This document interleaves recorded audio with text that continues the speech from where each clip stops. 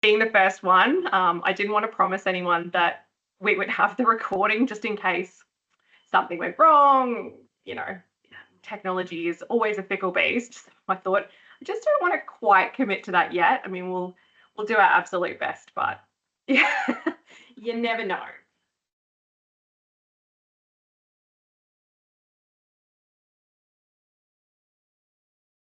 Like this, waiting for our slides. There we go. Hooray. I'm very much about people kind of, I guess, not interrupting, but jumping in with questions when they have them. So if you do have a question, I think they've got a raise. Yeah, they do have a raise hand function. So raise your hand. I'm really happy to answer questions as we go, or we certainly have, as Megan said, a space at the end for Q&A, particularly because I think today's won't be too long, but we thought it was a nice introduction, talk about what we do here at Sisu Therapies, and really make sure that we, as I said at the start, are being responsive to the needs of the community, picking topics up that people are interested in or that they feel there's not enough information on. That was something that we were really keen to do with this project. And also as well, the other thing we wanted it to do is to be accessible for everyone. So any type of professional, but, you know, not just OTs or people who, you know, particularly work in the NDI space, but also, you know, parents and carers and participants. Obviously, some of the topics might be geared more towards maybe one of those populations, but, you know, there is not too many topics I think we'll say no to unless it's completely out of our wheelhouse. But we're also happy to get other experts in. So even if it's something that we might not be able to talk to ourselves, we have lots of other connections in the community. And if it's something that very much people are asking for, we will do our best to try and bring other guest speakers in.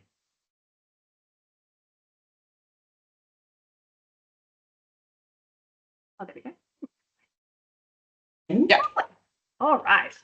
Well, with that, we might kick off the formal part. Okay. You want to just put it over here? Oh, we might just, sorry. I think, oh, great, thank you. I did see it again. I didn't know you could do that. Right.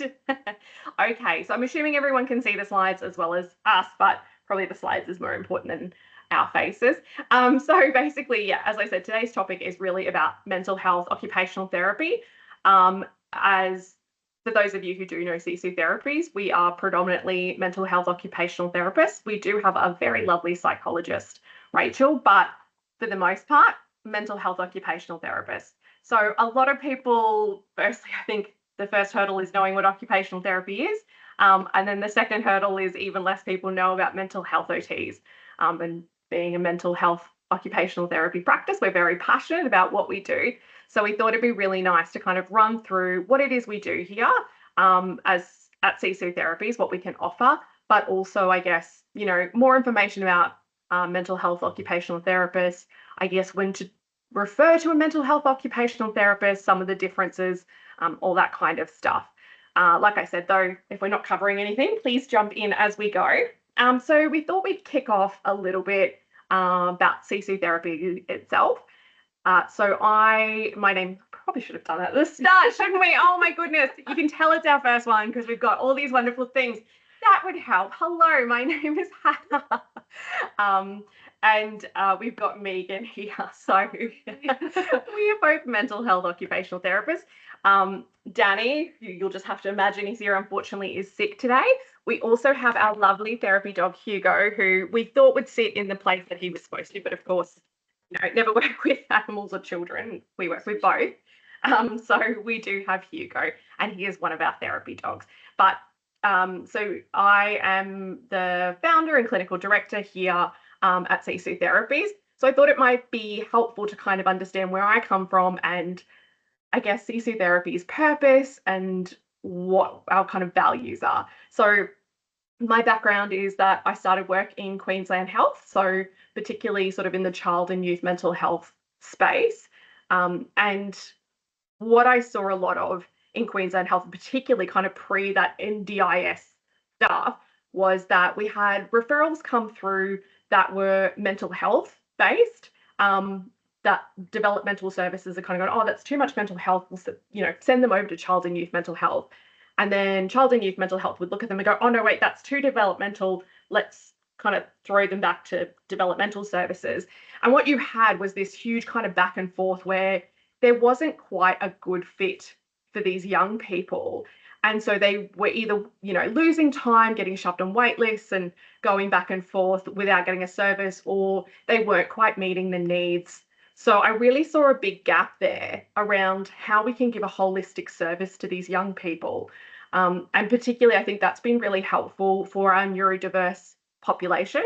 So neurodiversity, when I'm using that word, I'm talking about those who kind of fall outside what we call our neurotypical umbrella. So we've got diagnoses like autism, ADHD, your learning disabilities like dyslexia, dyscalculia, dysgraphia, all those kind of ones. So with those young people, and we see this a lot in autism, there is a really big developmental delay in lots of little areas. So, you might have your fine and your gross motor, but you've also got that emotional regulation and social kind of difficulties.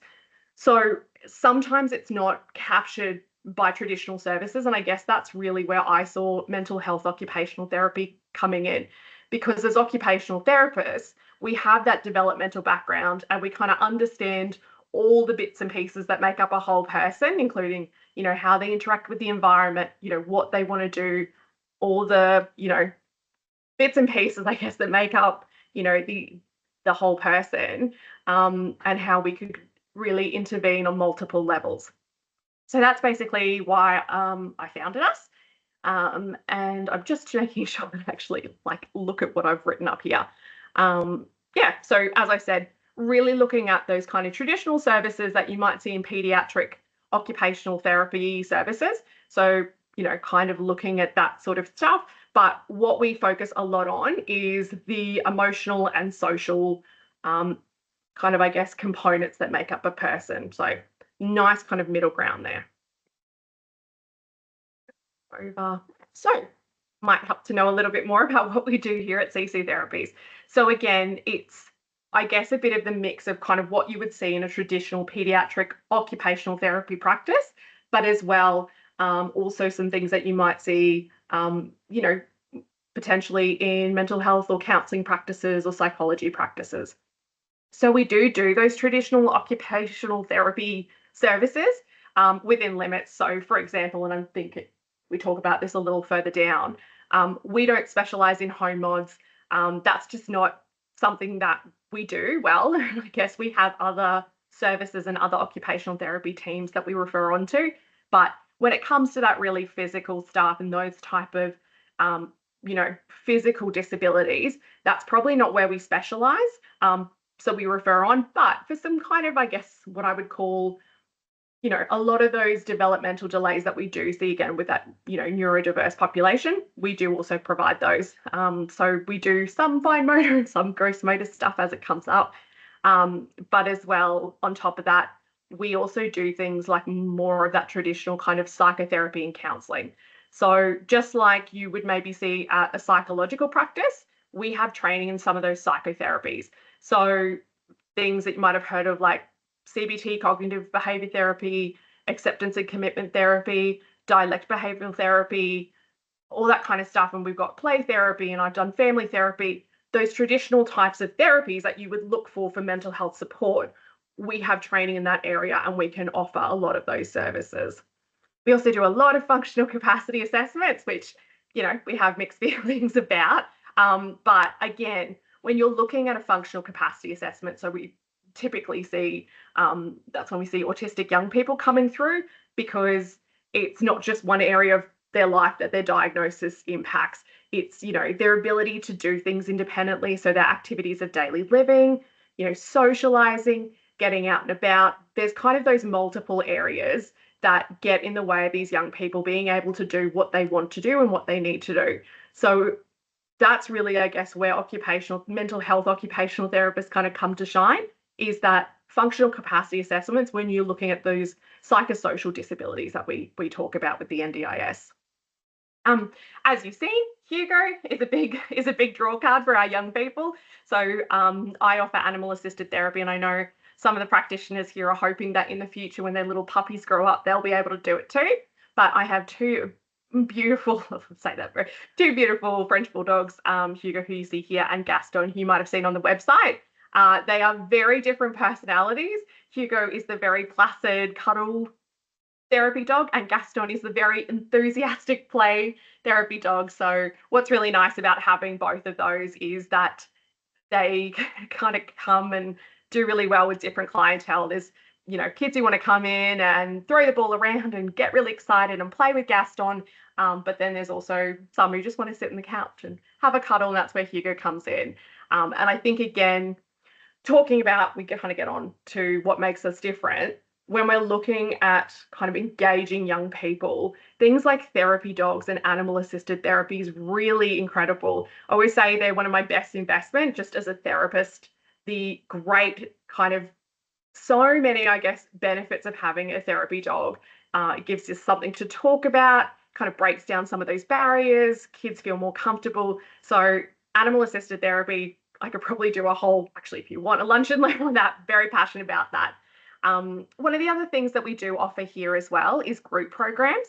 So it's something we've really only started this year, I'm going to say, but it's something we really enjoy. And again, it's meeting those needs and I guess the goals on multiple levels. So for example, I run a Dungeons and Dragons group, which is a learning curve and I really enjoyed.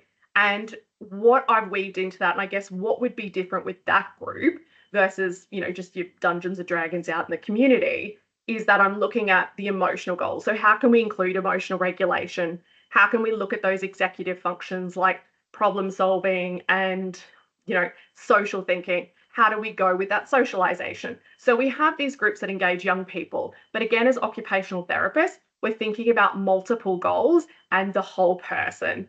In terms of other groups, we've got more coming up on school holidays that we'll post, like board game groups. We've got a Minecraft group. So I almost forgot Megan runs our Minecraft group.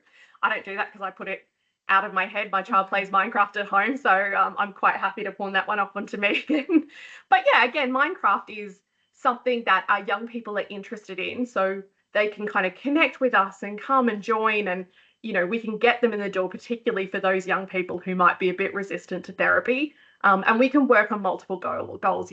It's a group setting, so they've got that social stuff, emotional regulation, again, that executive function. So we're taking those skills as occupational therapists and putting that through that kind of mental health lens as well.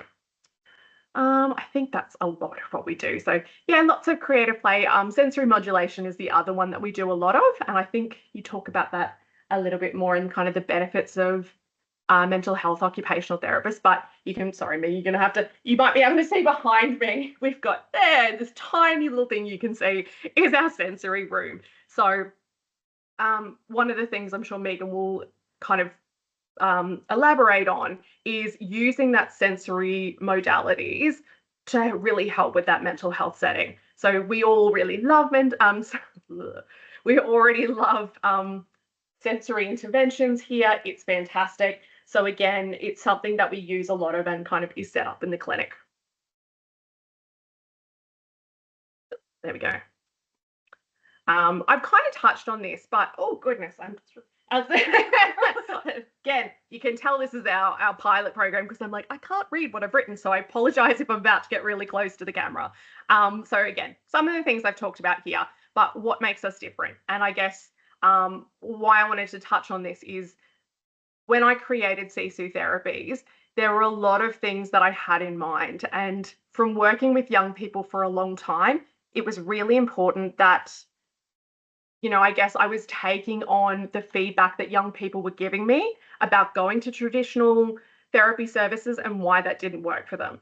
So the big one was that a lot of my teenagers were coming to me and saying, I hate going to like traditional counseling or psychology kind of services where it's a blank, tiny room and I sit on the couch and I talk and it just makes me feel really uncomfortable. And that's definitely what we've seen, particularly with our like autistic clients or, ADHD clients that need to move, or, I work a lot with kids with trauma backgrounds. Having a really small room where it's just white walls can be quite difficult. And then if you've got that difficulty, coming into therapy and you've already got a lot of difficulty opening up, you're kind of putting yourself on the back foot. So when I designed the layout, I guess, of Sisu Therapies, I made sure our rooms were really big, really homely. We've got a beautiful location. So I'm not sure if anyone here is familiar with Beenleigh in the Logan area, but we're on top of the post office. And so we've got a lot of greenery around us, even though we're in a very central built up kind of place. So all these beautiful windows that you can look out and see trees. It really makes a difference to engaging in therapy. In the first picture there, that's where Megan and I are sitting. So that's got the big jungle gym area. So again, thinking about the types of young people we see, and often we really like seeing kids who don't want to come to therapy. For some reason, that's our favorite. It's a challenge. We love it. Yeah. So one of the things that I was really conscious of is the sensory needs of these young people. So we have this huge, great swing set and we can sub in and out. We've got that beautiful sensory room, which you can see there. And again, it's just about meeting the needs of these young people, because coming in and talking about what's going on for you is incredibly hard. And I think we owe it to the young people as therapists to make them feel as comfortable and welcome as possible. So that was really important for me. You can see a beautiful picture there of Gaston not being energetic, which is incredible. I can't believe he's sitting for 2 photos.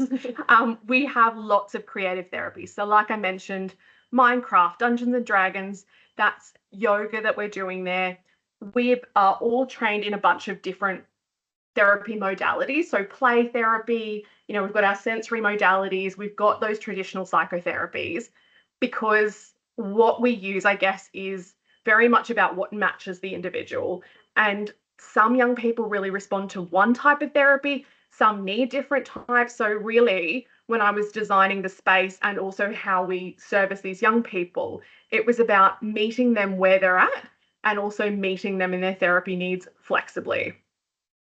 What else have I got? Oh, one of the things that's really key to us, and the more you listen to us talk, you poor things, the more you listen to us talk, hopefully this will become evident, but we are very much about neurodiverse affirming practice. We'll probably talk, I think we've got another one. We've been requested to talk a little bit more about neurodiversity and what neurodiverse affirming practice looks like. But in a nutshell, again, so those neurodiverse umbrellas, and what we know from the community giving feedback is that they don't want therapy that might be more like a traditional kind of like very structured social skills group, let's say, where it's like you need to learn these things to fit in and kind of mask. We know that that doesn't work, that actually doesn't help the mental health of that neurodiverse community. So we are really listening and responsive to what that community is telling us and how we can integrate that into therapy. So very much coming along with what are your goals and how can we help? And I think that's one of the areas that mental health occupational therapy really shines. We're really looking at the whole person. It's about putting that person at the center of our interventions and looking at them as a whole person as well. So that's really important to us. And the other thing that is really key is LGBTQIA plus affirming practice. So gender affirming healthcare, making sure we have inclusive spaces, really being conscious about how we can service that community and make sure it's a really welcoming and supportive place. I'm just going to say, I think I've kind of said everything there. Really, we're really about basically meeting the needs of the kids where they are. So as well, if any kid kind of comes in and is like, hey, I'd like to do this, or can you change this, or can you get this resource? We're like, yeah, absolutely, we can do that. And so we love the creativity. That's kind of, I guess, another skill of the mental health occupational therapist is being very adaptable. Have I talked? Yes, definitely happy to hand over to Megan. That's a lot of me talking. Cool. So I think, like I said, my name's Megan. I'm one of our mental health OTs here at Sisu Therapies. I think Hannah spoke a little bit already about some of like the what is mental health OT and some of the things that we do. There's a whole lot of writing up there, but I'm not going to read it word for word. That was more just like, here, if you want to read while listening, feel free to do that. But yeah, mental health OTs, mental health occupational therapists focus on helping the individuals improve and help them to engage in the things that matter for them in their everyday life. So what we would call occupations, but that's just the things that people, need to do every day, like getting themselves to school and, showering, looking after themselves at home, hanging out with friends, all that stuff that's really important for them. So I think the way that mental health OTs can come in and be a little bit unique, and I know Hannah has already mentioned that OTs do that typically in pediatrics, and with young people we'll do that developmental stuff, supporting people with developmental needs. But the way that mental health OT can come in there as well is we go, okay, so they have these developmental needs, also these mental health needs. How can we work on them both simultaneously at the same time? You'll find, and I'm sure if you've worked with any young people before who have both of these needs, you'll find that they're all overlapping. So that can be a really nice place for mental health OT to come in and be like, okay, let's work on both ends at the same time.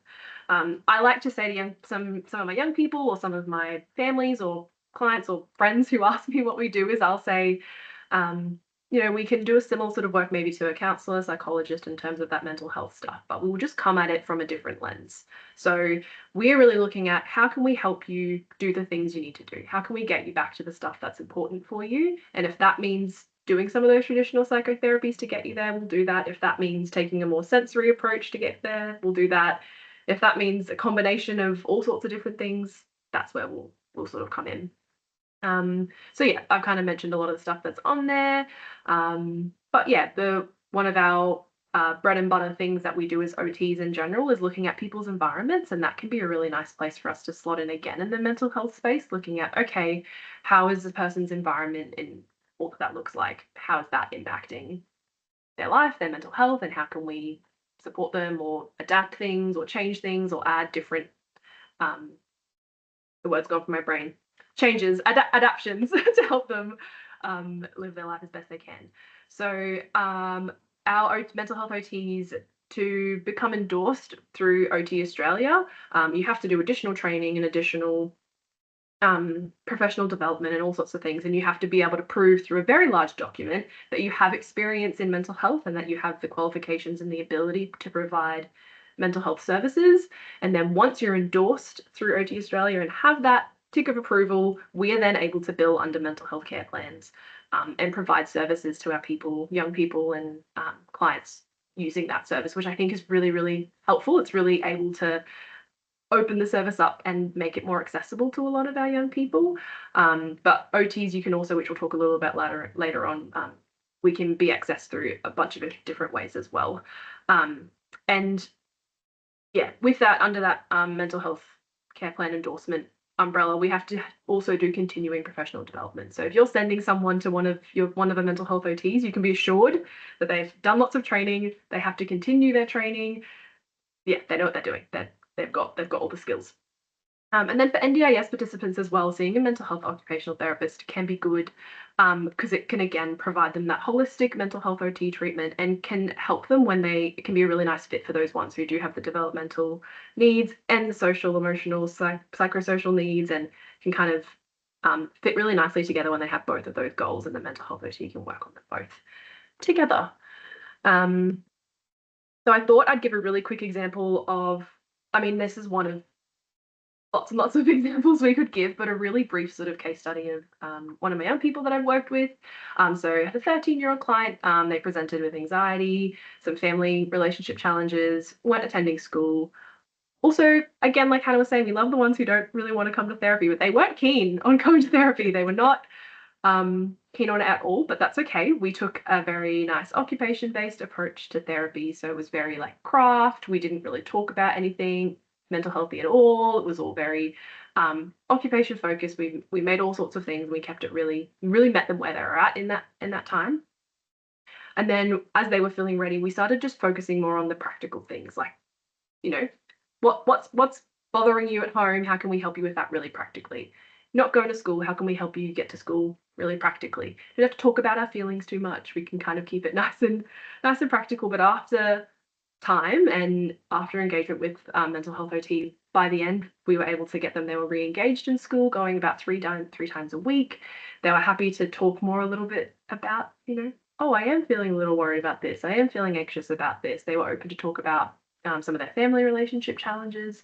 And then in the end, then went on to study at TAFE, which is really, really cool. So I think that's one of many stories of where mental health OT can come in and support young people where they're at, maybe take a slightly different approach to maybe some other therapies might. But yeah, so when to refer, this is just some, again, examples of when it might be suitable to refer to a mental health OT, either for yourself, for young people you're working with, or family members or whatnot. So when traditional talk therapy maybe isn't just the most suitable, maybe they've given it a go, it's not really working for them, they're finding that they're not picking up what they're putting down, or whatever it is, that it just may not be working for them, or maybe they aren't just quite ready for traditional talk therapies, like they don't. Maybe it's an age thing, maybe it's just where they're at in their life, they're not quite ready for that. I think a mental health OT can be a really nice place for them to go, because like I said, we can take all sorts of different approaches. When their mental health is really significantly impacting on their ability to do their occupations or do the things that they need to do every day, so they're really maybe unable to get out of bed, unable to go to school, really struggling to look after themselves, those sorts of things. That can be a really great place for a mental health OT to come in. And provide that support, really focusing. We can then focus on, let's help you getting back to doing those things, looking after yourself, doing those things that are important for you that might make you feel a little bit better. And then when we can, and where we can, we'll slot in some more of those other therapies where appropriate. And like as Hannah's mentioned, it's typically helpful for neurodivergent folks, so ADHD, autistic people, people with dyslexia, all sorts of the umbrella of neurodivergence, can be a really nice approach for them. And especially Hannah was mentioning before that we will often take a sensory approach with a lot of our clients, particularly our autistic and neurodivergent folk, because taking that approach, that sensory approach, it can often, again, we'll probably do another lunch and learn on sensory modulation and what that all kind of looks like. But taking that more sensory modulation approach can sometimes cut through some of those other challenges. So we have young people who be like, okay, well, what are your thoughts and how are you thinking? Like when you're noticing, like if you're feeling anxious, what are you thinking about? And they'll be like, no idea. I can't notice my thoughts, or I don't even know how I'm feeling in my body. How am I meant to, do thought challenging when I don't know what my thoughts are? We're like, okay, well, maybe let's take a different approach here, and we might be able to go, let's use some sensory strategies instead to sort of help give you some techniques and some strategies to help manage how you're feeling and help you get back to the things that are important for you. And then, yeah, when they have both mental health and occupational therapy or functional goals, both at the same time, that's when, again, a really nice place where you can refer to a mental health OT. And then we can kind of do both and. Because, again, we have a lot of young people, particularly those who have an NDIS support package, they might be seeing 4 different therapists. And that's a lot of appointments, and that's a lot of people to know, that's a lot of people to build relationships with, a lot of people to build rapport with. And so if we have some of those young people who we might be able to see a mental health OT instead of seeing 3 other professionals, perhaps, that can be a really nice space for mental health OTs to jump in as well. And something that I didn't put on there, but when we wouldn't perhaps refer to a mental health OT, is if there are significant, like more physical disabilities going on where we need home modifications or equipment prescription, things like that. That's definitely not our bread and butter. But if you were to call us up and say, hey, I've got this person, these are their needs, we will be able to direct you to where to go. Yeah. I was just going to say, well, we've recently connected with one of the other, they're a whole allied health service, so Higher Health down the road, and they more specialize in that. So they have occupational therapists. I think they just hired a new one. They've kind of got some transitions going. But it's really good because we work together. So it's like, even if we have a client, we can still share them. So I might come in and do that piece around the mental health and the social goals and the executive function goals. And then I might say, hey, actually, we've got these other issues. Is that where you guys can jump in? And they'll go, yeah, let's do that. They've got other like physios, exercise physiologists and stuff like that. Mm-hmm. So they can jump in and do that piece of work. But they've also referred clients over to us. So they've got this referral and they were looking at and they go, actually, a mental health occupational therapist would be really good here because, again, can look at those social, emotional goals. And kind of that's more the stuff that's going on for them. That's really the focus. We'll refer over to Sisu Therapies.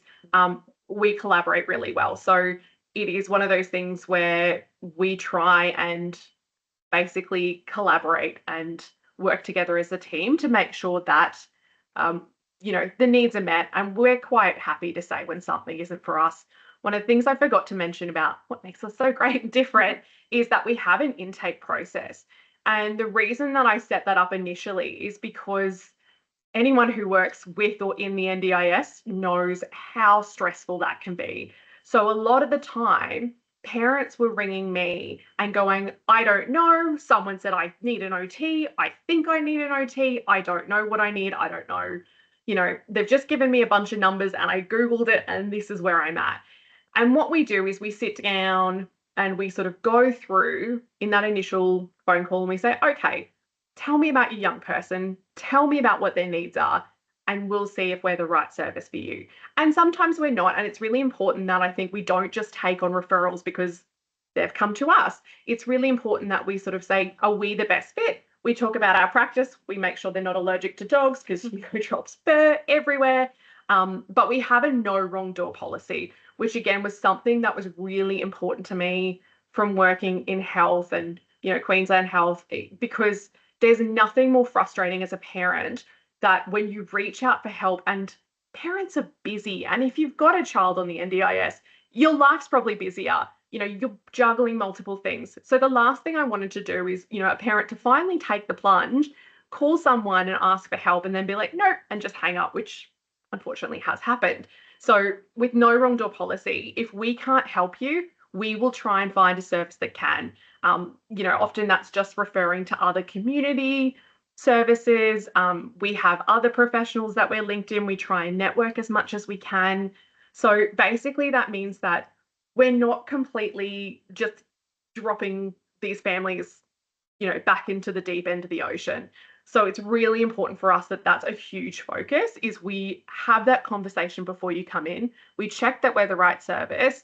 And if we're not, we actually give you some information before we send you on the way. And I think that is one of the favorite things about this service. Parents are just so grateful. Not just parents, people who come in, even though we don't have a lot of walk-in, sometimes people are just overwhelmed. They're like, I don't know what to do. It's like, okay, let's sit down and work it out with you. And I just think that's so important to support people. And that's the other thing, is that as a service, we work really hard to make sure that we're not making your life harder.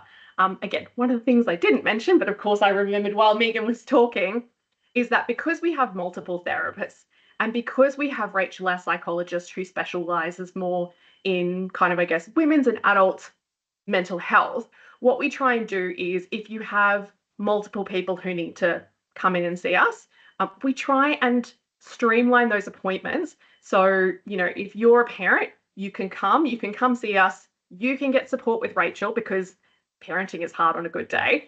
You can talk about your stuff with her. We can see the kids. If they're siblings, we'll often split them up. And it's really nice because it just takes something else off your plate. And again, when you're looking at people and family and mental health, what we don't want to do is make your life harder. We want you to come in and, feel supported and welcome. So that's what we try and do a lot of. And Rachel and I are also trained in family therapy. We're working to kind of upskill everybody else in that, something we're very passionate about. But Rachel and I are both familiar with family therapy. And so again, if she's seeing mum, I'm seeing the kid, we can have a chat, we can work out how we can support everyone. We're in-house, so it's easy to collaborate. We're not chasing each other. We'll just poke our head into the room. And it means we can offer a family therapy service. So again, that's something that I really, really love about our service. And also I guess as well with Rachel, if there's more of that, if there's a specific need around, there's not too many times we've referred over to her when we've got a referral, but I guess the other thing we don't do is like traditional psychology assessments, like a WISC, so a cognitive assessment. Not something that obviously we do because it's definitely out of our wheelhouse, but we also have links to the community, or we can chat to Rachel about how to support that. Cool. And then the last sort of main thing around how to refer, if you have a young person in mind that you think would be helpful to refer, I guess we'll start with us at Sisu Therapies. You can contact us there on our email or phone call. Check out our website. There's information there as well. But we can support people under mental health care plan, under GP chronic disease management plan, which is a little bit different, but we can also support people under them. They get a rebate for that. If they're privately paying and don't have access to the GP plans, we're also happy to see them as well. And then if there are any NDIS self-managed or plan managed participants, we're able to see them under that as well. But if say they're a young person and you're wanting to refer them, or maybe they're not a young person, maybe they're, because I guess our specialty age bracket, I don't know if we said this, is between 3 to 25. So that's kind of, again, where our main clientele lie. That's where our expertise is in, the young people. So if you say have someone who's an adult who you think actually mental health OT would be great for them, again, they would have access to these same better access mental health care plans, or the GP chronic disease management plans, through other mental health OTs and other services as well. And so if you're needing support trying to find a mental health OT, maybe for an adult, feel free to, again, to reach out to us, and we'll either say, oh yeah, that's actually something we can do. No, that's not quite in our specialty, but we can help you find someone who can. But yeah, if you have anyone specifically for us, or you're just wanting to ask about, I think I have someone maybe for a mental health OT, not quite sure if it's going to be suitable, give us a call and we're happy to help out with that. And we do telehealth as well. Yeah. Again, another thing making sure services are accessible is really important to us. And so that means, we completely understand and see that rural and regional need, and just the lack of services, and so stressful. So we do that kind of telehealth service. When Megan was talking as well, I did think, yeah, I've taken on a few people beyond that bracket just recently. And that's really been because what we kind of know now, and I'm sure people have seen this as well, and the media, is that we have been, as medical professionals, really, really bad at picking up autism, particularly in girls, and ADHD in girls. So there are a lot of adults who are in their 30s, maybe even above, who've just started this journey of getting a diagnosis. So even though they would be, I guess, outside our traditional bracket, I've started taking on more of those clients because they're at the start of their journey. So they've kind of, even though they're older, a lot of the things they're experiencing are very similar to maybe what we're seeing in younger populations and families. And again, it's that really lovely thing where occupational therapists can, come in, we can talk, we can do all those traditional psychotherapies, but we can also say, hey, how is this affecting your life? Sometimes these people are parents. And so parenting, again, with these challenges, how can we help your activities of daily living? How can we help you with that kind of emotional component? How can we manage to fit in self-care? How can we help you with those executive functions? So yeah, it's really interesting that that's such a growing area. And so I've just all of a sudden started seeing more of those referrals, and I've kind of gone, yeah, actually, that is a service we can do. But yeah, we have Rachel as well, which is good. So that's all our details. I think the better access mental health care plans, that is a great avenue to access our services. It's very hard because I think some GPs don't quite know that mental health occupational therapists exist, and that we can take those mental health care plans. So for those of you who may not be familiar with what we're talking about, the mental health care plans are when you go to the GP, they fill out the care plan, you get the 10 sessions. So it's like 6, and then you go back and get the 4. And traditionally, they are for psychologists. And psychologists can absolutely take them. That's how you access them. But you can also access mental health social workers or a mental health occupational therapist.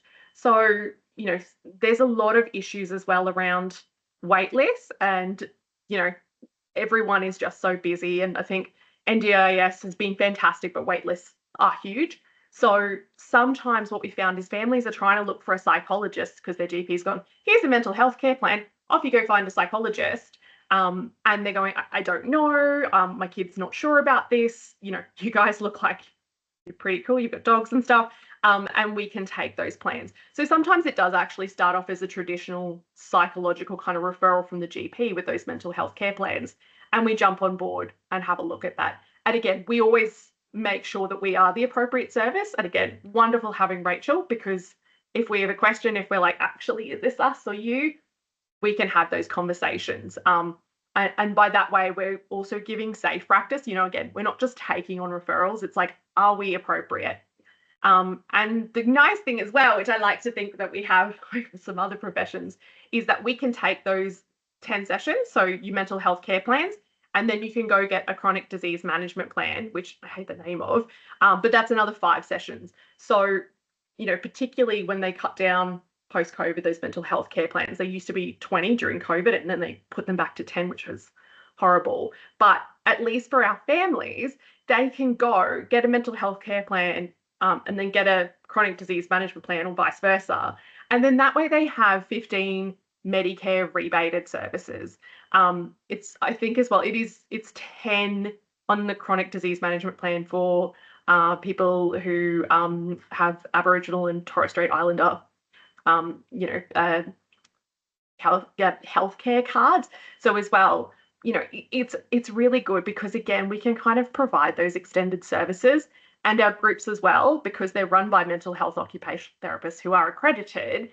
You can get the rebates on that as well. So, we know groups are expensive. I think they're really good bang for your buck, though, in terms of therapy, because you get longer and it is less than a one-on-one therapy session, but you can also use your rebates for that. So again, it's about finding creative ways that we can work with families to make that funding go further. And we completely understand, it's a cost of living crisis. People are where they are kind of like cutting back on those health services, which is awful because everyone's mental health is so vulnerable at the moment.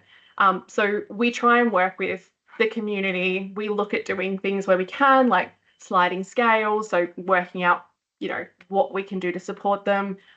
We do payment plans. We don't do it through Afterpay. We just do it ourselves, because if you're coming in monthly and you need to, it's a big amount of money out of pocket, if you can break that up, that's just something, again, that makes someone's life easier. And if that's the difference between accessing mental health support and not accessing mental health support, I would much rather work with a family about what they can do. And that also goes to the challenges of NDIS, where it's this double whammy where you can't access NDIS unless you have these assessments, but you can't pay for the assessments unless you have NDIS. So a lot of families are stuck in this situation where they want access because, of course, they need access and they qualify, but they might not have access to health professionals who can provide them the evidence. So they get caught in this trap of like, how do I get onto this system, that I can't use? And again, we work really closely with these families. So we sort of talk about, these are the Medicare things we can do. There's also some other stuff you can get from like a pediatrician around neurodevelopmental services. I always forget the name of that one. So we can say, okay, go and get this plan, and then we can work within your budget to kind of at least give you something so you can take these appointments, and we will very much be focused on something. So this is your budget, this is your need. Let's work with that so that you can go and actually access the system. And again, so important, like we have a really big community focus. Again, I forgot to mention, we really value, and the way that I've set up the company is that it's like a social enterprise. What we do is we have these services, but also we want to give back and invest in our community. That's something that's really important for me. I live in Logan. Actually, I think lots of us, we live in Logan. So, I've got a daughter, she goes to school here. I live and work here. When I was in Queensland Health, I was, in this district as well. So it's something I'm really passionate about, is those kind of social issues. So for us, it's about doing that extra stuff in the community. Things like Lunch and Learn, like how can we help support the community? We're supporting the Loud and Proud Festival, which is a Pride festival coming up in October. We've been making sure we are volunteering with that. We're hopefully going to do some more stuff with youth justice, linking in with our Kim's colleagues, so much stuff. So that's something that's really important to us. And again, I think that kind of adds to the community and sort of adds to the heart and soul of our service, because we're able to give these better experiences to everyone. I think very much the way we approach this is mental health is a community issue. We need to have healthy, kind of happy people in the community for, it can't just be this one-on-one therapy. We need to make sure we have those systemic supports in place, so people and young people can keep doing well. And again, that's really that occupational therapy focus, where it's like, okay, it's not just the one person coming to us with this diagnosis. They are a whole person with lots of different aspects to their life, lots of different, layers to how they're going. These are the things they want to do. So very much as occupational therapists, again, we're focusing on those occupations. How can we help them access these? but then the environment, and that includes the community. So I guess there's been a lot of information in this session. I completely acknowledge that. I think the recordings worked. So you can definitely go back, but absolutely happy if you've got questions or been like, Hannah, you talked too quickly through that. I have no idea what you're talking about. Please let me know. I know I'm a fast talker. But I guess if there's some takeaway, it would definitely be that occupational therapists, as mental health occupational therapists, I think we're wonderful because we fill lots of goals. You know, we've got that overlap with pediatric occupational therapists, but we do have a lot of that training with the psychotherapies. So again, when you're looking at things like CBT, DBT, which is dialect behavior therapy, which is the, I guess, the gold standard for borderline personality disorder. So I've got advanced training in that. Acceptance and commitment therapy, which Megan's also got on board now. We've got that kind of that traditional stuff that many psychologists use, but we've just got a holistic lens. So instead of maybe looking at the diagnosis, so like a top-down approach where it's like the diagnosis, this is the psychotherapies we would look at. So that's maybe like a psychological point of view. We're occupational therapists, so we're like, okay, what do you want to do? What do you need access with? Okay, so one of the things that is a barrier is your mental health. How can we help with that? Okay, I can use a psychotherapy to teach you some skills, but also I can go and help you with your environment. Maybe there's some things we can do with school. You know, maybe I can change the activities you're doing to make it easier for you. So again, there's a lot of similarities. It's just the way you go about it. So I think it's one of those things, we work nicely together. You know, no one replaces the other. It's just about the young person or anyone and kind of what their needs are. So there's a lot of us talking. Q&A, like I said, I know that is just so much information. That is the downside of having an hour, but we really wanted to make sure that we could, make it accessible. So again, the idea with Lunch and Learn is that you can sit there, eat your lunch, listen to us talk. Don't know how that's relaxing, but anyway, I'll hold Hugo up at the end so you can get the cute dog in. But yeah, so lots of information in a really short amount of time. So definitely please hit us up with questions. Yeah, you can put them in the chat if you also don't want to put your camera on and speak up. I definitely know that's something I like to do in Zooms. I don't, especially when I'm like having my lunch, I'm like, I'm just going to put it in the chat. So yeah, please put those questions up for us. I'll stop the recording now as well. So you know that if you do